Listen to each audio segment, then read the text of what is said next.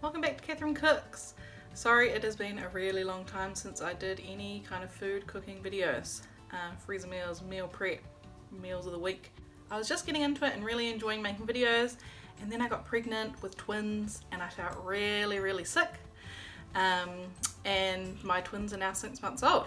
So I've been busy having babies, looking after my 4-year-old, and feeling too sick to cook. So now I want to try and make some more videos. I'm planning on doing lots of meal prep these days with my busy life. So yeah, hopefully you can come along and see me do some more cooking. Today I'm going to meal prep meals for the week and make one freezer meal. So tomorrow I'm having some friends over for dinner and I'm going to make like an Indian banquet. So we're going to have some naan bread, homemade, some chicken Saagwalla, another kind of chicken Indian curry, and some homemade samosas. And then also for the week I'm going to make some jerk chicken with cabbage and beans and rice, some kind of pasta dish with bacon and broccoli and pesto, and I'm also making some banana cake. Oh, also I'm making some slow cooker pulled pork, barbecue pulled pork, and I'm going to make one for the freezer as well. So come along and cook with me today. First thing I'm doing here is just chopping up some onions into slices. This is to make my barbecue pulled pork. So I'm making one for the slow cooker and one in a freezer bag. Now I'm just chopping up onions into quarters in my Thermomix, so that I can chop them up really quickly later on. I'm just chopping up some apples into little cubes and adding that into my slow cooker and into my freezer bag. And then here's my pork. So I just got like a piece of leg, and I'm cutting that in half, putting half in the slow cooker and half in the freezer bag. This is such an easy and cheap way to make a meal. Pork like this is usually quite cheap and you get quite a big amount, so I decided to split it into a freezer portion and a slow cooker portion. So that's the barbecue sauce I'm going to use. And then I'm using this Italian Stallion herbs from Pepper & Me. Here's some of that barbecue sauce. I'm using some man rub from Pepper & Me, but that's kind of like a smoky flavour. You could use kind of smoked paprika and cumin instead. And you can use any barbecue sauce you like. So I'm just adding those same spices into my freezer bag. And so all the ingredients are raw in the freezer bag, and you can just cook it in the slow cooker once it's thawed. And that's the amount that was left, so I'm just going to add that little bit to the meal once it comes out of the slow cooker to make it a little bit more saucy. Now I'm just chopping up some potatoes, and then I'm going to chop up some chicken, so I'm just patting it dry. That helps when you're browning chicken, just get all those juices off. And now I'm just going to slice it. So I have 2 containers here, so I'm going to slice it into 2 ways. I'm going to dice some for my Indian curries, for my 2 Indian curries, and then I'm going to chop some into kind of small-ish, kind of butterfly pieces that are a bit thinner. As you can see, I'm chopping this in half here, and that will be for my jerk chicken. So I'm probably using about 600 grams of chicken in each container. Now I'm just sanitizing if there was any chicken left over, and I'm just seasoning this for the jerk chicken. So this is just a marinade. It can sit in the fridge for a few days and just get super yummy. So I'm using some thyme, some salt, some pepper, probably a teaspoon of each. This is the Pepper & Me jerk seasoning, but you can find your own spice rub on the internet and just make that, but this has been really yummy. I'm using about 2 teaspoons of garlic powder, and I'd say a tablespoon of lemon juice. I'm just using the bottle of lemon juice there because lemons are so expensive in New Zealand at the moment. Then I just added some olive oil, probably about a tablespoon to 2 tablespoons, and now I'm just going to mix it all together and marinate it. When I checked it, I did add a little bit more of that jerk seasoning. Just looked like it needed a little bit more. Now I'm going to store that in the fridge. So here's my Thermomix, and you definitely don't need something this high tech, but it does chop onions very fast. It takes about 3 seconds and they're all chopped nicely. But you could do this in a food processor, or you could just do this by hand. I just like to have chopped onions for the week ready and for some of the recipes I'm doing today. So here it is, whizzing up my onions very quickly. And then this is what they look like, nicely chopped. Could be a little bit smaller. I think I maybe made the dices a bit too big when I put them in Thermomix this time.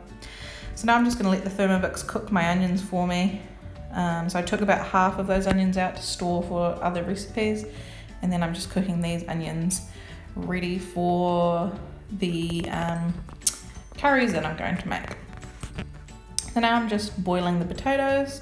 This is going to be for my samosa mix, but it's also the same as basically making like aloo gobi, which is a Indian curry. So I'm just going to let those boil for about 20 minutes. Now I'm shredding this cabbage. This is going to go along with my jerk chicken, and I might make coleslaw as well for the pulled pork to go on along as a side. So this is a really great peeler. You can get these from Asian shops, and this is how, you know, Japanese people tend to shred their cabbage. It makes the cabbage really juicy, so I definitely recommend instead of chopping it.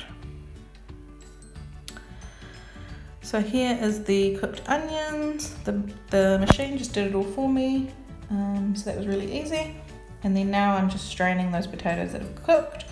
I did put in a few carrot sticks, just for my daughter to have some for dinner and for my babies to have as baby food. So here I am cooking my samosa mix. So I just put some butter, probably 2 to 3 tablespoons of butter.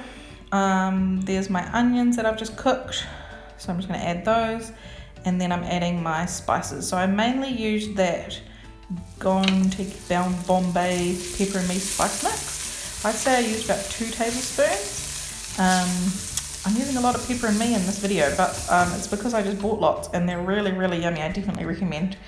Now I'm adding about a tablespoon of curry powder as well. I'm just kind of making this up as I go along. Probably a tablespoon, maybe a teaspoon of garam masala and a teaspoon of salt. So I'm just cooking those spices off in the butter until they smell really nice. And then once they're all cooked, I'm going to add in those boiled potatoes, and I'd say 1/4 cup of water. I didn't show that on the video, but that just helps to loosen up the spices and it basically absorbs into the potatoes. So after I've mixed that around, I'm adding some peas, just frozen peas. Probably adding 1/2 cup. And then I decided actually I want more peas, so I probably added another 1/2 cup of peas. These are just frozen and they'll just defrost and kind of cook up like this and with the hot potatoes. This is where I added a little bit more. And here I am making my chicken Saagwalla curry. So I'm using a Thermomix recipe from Cookie Do, which means you can just follow it on the screen. So I just put in some ginger, garlic powder, garam masala, curry powder, and a little bit of cumin. I'd say a teaspoon of each of those. Now I'm putting in a teaspoon of turmeric. And so I loosely followed this recipe, but I did change it. So I added some of that Gone to Bombay mix, and then I added some garam masala and some salt, probably a teaspoon of each.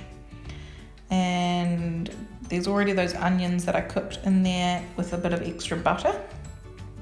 So now I'm just mixing it around, and then I'm going to let the machine, with a little bit of oil, I'm going to let the machine just cook that for a couple of minutes, just again to release those the flavour of those spices. So I'm just going to let it do that. And yeah, I did vaguely follow the recipe, but I just kind of added a few extra spices, changed things around a little bit. I really like the Thermomix, but I do struggle with following recipes, especially with savoury food. So it said to add about, I don't know, 50 grams of tomatoes, and then I was like, what am I going to do with 1/2 can of tomatoes? So I just added the rest in. Same with the coconut milk. Instead of yogurt, I put coconut milk because I'm lactose intolerant, and I probably added more coconut milk than the recipe was calling for, because I did end up adding the whole can. Yeah, you'll see that I added a little bit and then I added some more. Here is some homemade vegetable stock paste. That was a teaspoon. And then here is some defrosted, just put in the microwave, spinach that was frozen. That veggie stock paste, you can just use a stock cube or an equivalent. So now I'm blending it up. And here it is all blended. Now I tasted it and it tasted really bland, probably because I added too much coconut milk and tomato. So I decided to add more spices. So I probably just added another teaspoon of each of those spices that I'd already added, basically until it tasted better. And then I also added chili spice, which I'm not usually a fan of, but it definitely needed a little kick of spice. So I probably added half a teaspoon of chili, and that definitely helped. So here I am. This is where I get just kind of into feeling in the kitchen, and I don't really follow recipes. I just put a little bit of here, put a little bit there. Sometimes it, doesn't succeed, but generally it works out. And if you put a bit too much of something, you just figure out how to, change it again. So yeah, I'm putting just maybe another teaspoon or to 2 teaspoons of each of those spices that I'd already put in. And then I did taste it, and it tasted a lot better after blending it this time. And yeah, I'm glad that I changed it up. It was actually ended up being really nice. Saagwalla is one of my favourite Indian curries. Oh, here I am adding even more because it was still not tasty enough. There we go, just adding. I'm afraid I don't know what these spices are. That was going to Bombay. There was some cumin, some garlic powder, some chili. So yeah, I am adding a lot more spices. So it's really nice making a video again. As I said, I have had twins and they're 6 months old, so I've been really busy, and when I was pregnant, I just really did not want to cook or eat lots of foods. So it's been really nice getting back into cooking. So I'm just adding in probably about 500 grams of the diced chicken and mixing that around into the sauce. This is the great thing about the Thermomix, is that you do it all in one pot. It does everything for you, and now it will cook it for me, and I can it stirs it inside, so I can just walk away and do something else. So that saves a lot of time and is really handy. So that's going to cook for about 10 minutes. Now I'm making banana cake. This is a low-carb paleo version. I really like it because it has no sugar. The banana is basically the sweetener. There's a little bit of maple syrup, but it's pretty healthy. It called for 2 eggs, but I just put 1 in because in New Zealand there's an egg shortage, so I only had about 2 eggs left. So here I am putting some vanilla essence. There's that 1 tablespoon of maple syrup. There's 2 cups of almond flour. There's 1 teaspoon of baking powder. And there was 1/3 of a cup of arrowroot flour or tapioca flour. And lots of cinnamon. And then at the end, I forgot to add the butter. So that's some melted butter. Probably should have mixed that in with the wet ingredients, but it all worked out in the end. Now, I said no sugar, but I do add some dark chocolate chips. So that probably has sugar in it, but super tasty and not the most unhealthy treat. Good way to use up bananas. And everyone likes it in my house. Yum. Now, this is what we're having for dinner. A paleo chicken, broccoli, cashew nut sauce, mushroom casserole. That's a bit cheesy as well. I've made this in previous videos, and yeah, it was just in the freezer and I thawed it out because it's such a busy day, so that was easy. I just put that in the oven for about half an hour, and then here I am adding the bacon to the oven that I'm cooking up for another meal, and then I'm just showing you, look, I've got a full oven. I'm being so power effective. So I had that cake in the middle, I had the casserole on the bottom, the bacon on the top, and I was cooking some sausages and plain chicken breast on the top row for my daughter, because she's quite a fussy eater and won't eat most of this food I'm cooking, unfortunately. But I try and make different versions for her. So now I'm making some naan bread, and man, the Thermomix version of making your homemade naan bread, it is so good. I love it. So I have some water in here, I have some yeast, so active dry yeast, I think it was 15 grams,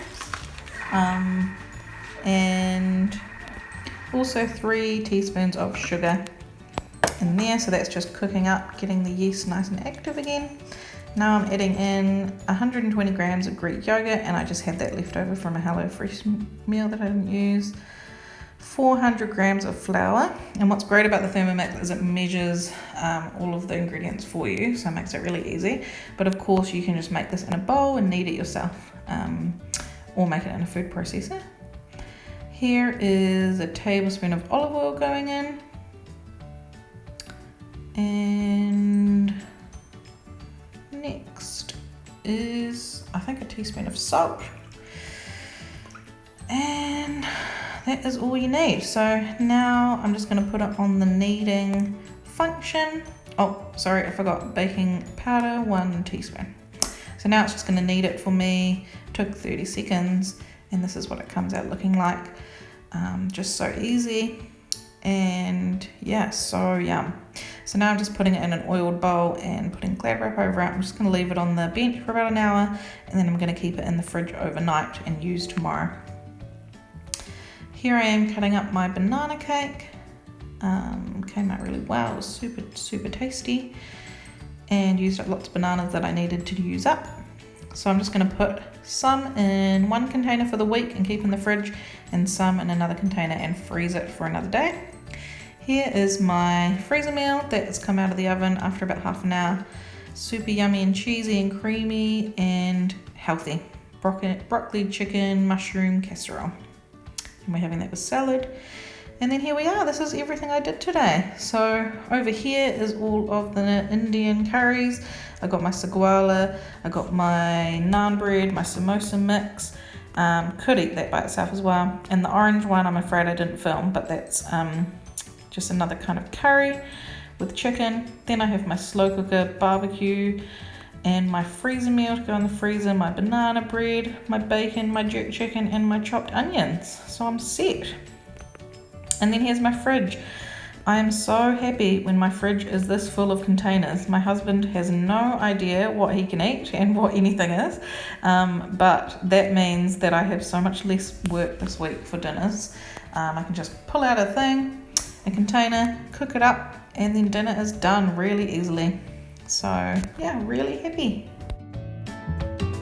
Thanks for watching my video. I hope you enjoyed watching me meal prep and make some meals for the week. If you hear some TV in the background and babies cooing, I'm currently resting after a long day looking after twins and a 4-year-old. So I'm going to have a wee rest while I edit the video. And yeah, hope you enjoy it. Thanks for watching Catherine Cooks.